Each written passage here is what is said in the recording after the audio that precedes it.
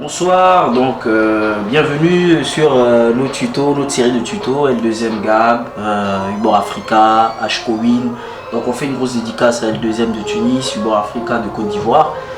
Donc on revient encore une nouvelle fois avec le tuto sur Arduino, donc c'est de l'électronique embarquée. Là, vous voyez, on a l'ancien tuto, pour ceux qui se rappellent, j'avais présenté la carte Arduino Uno mais virtuellement. Cette fois-ci, je vais vous la présenter en réel.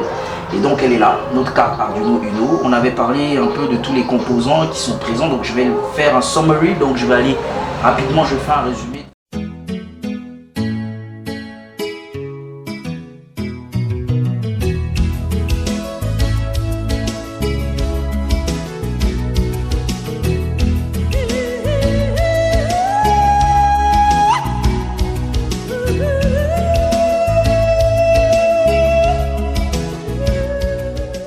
Ici, c'est le bouton reset qui se trouvait ici lors du premier tuto, donc sur la carte présentée au niveau de l'ordinateur.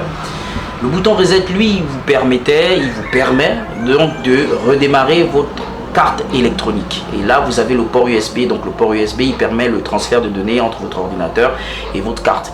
Donc ce port USB est environ à 5 volts pour à peu près, je crois, 500 mA. Ici, vous avez le port d'alimentation. Donc le port d'alimentation de votre carte aussi, lui, il est entre 7 volts et 12 volts. Le port USB aussi peut jouer le rôle d'alimentation. Mais je préfère que vous utilisiez le port d'alimentation lui-même. Et donc là, vous avez le régulateur de tension. Par ici, vous avez les LED TX et RX. Et plus haut, vous avez la LED test qui est directement reliée à D13 juste en dessous de ground, donc la masse GND. Pour ceux qui font de l'électronique connaissent de quoi je parle. Donc plus bas, vous avez des ports série RX et TX aussi synchronisés, utilisés par les ports USB. Plus bas, vous avez des ports des ports analogiques in, donc d'entrée, qui vont de A0 à A5. Voilà, qui vont de A0 à A5. Plus haut, pareillement, vous avez l'alimentation V-in et vous avez aussi la terre. Vous avez une alimentation 5 volts et l'alimentation 3,3 volts. 3,3 volts pour 50 ampères et 5 volts pour la même chose, comme le port USB pour 500 mA environ, si je ne raconte pas de conneries. Donc de façon ramassée, c'est comme ça. Je voulais vous présenter la carte en réel que je vous avais présenté au premier tuto en virtuel. Donc vous voyez, c'est cette carte avec laquelle nous allons travailler, faire nos prototypes, nos capteurs, allumer nos diodes LED pour commencer, blink LED pour tous les débutants, et ensuite rentrer dans voilà, dans un tuto un peu plus compliqué.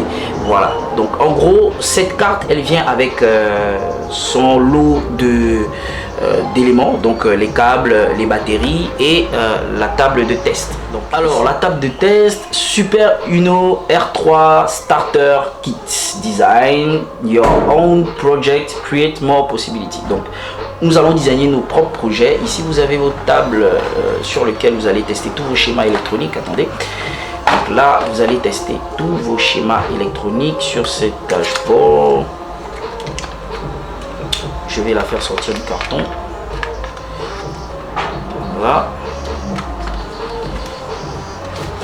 J'aurai la possibilité de vous expliquer comment elle fonctionne. Vous avez l'alimentation plus, l'alimentation moins, plus, moins. Et j'aurai la possibilité lors des projets de vous montrer comment on fait les connexions, donc les schémas électroniques. Donc cette table vous permettra de faire vos tests.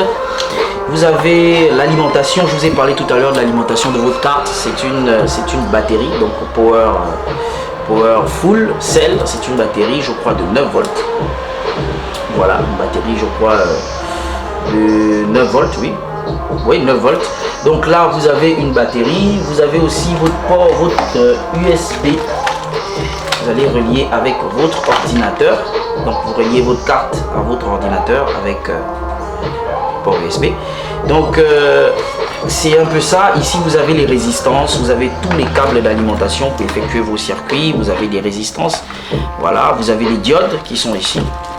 Donc on a tout le matériel pour pouvoir faire nos prototypes. Donc moi je vous invite au prochain tutoriel. Nous allons commencer le tout premier prototype, allumer une LED que tout débutant en électronique embarquée utilisant Arduino doit connaître. Donc on va voir la programmation avec le logiciel Freezing et la programmation avec le logiciel Arduino lui-même. Et puis bon voilà, j'espère que si vous avez des questions, je serai ravi de répondre à chacune de vos questions. Donc merci.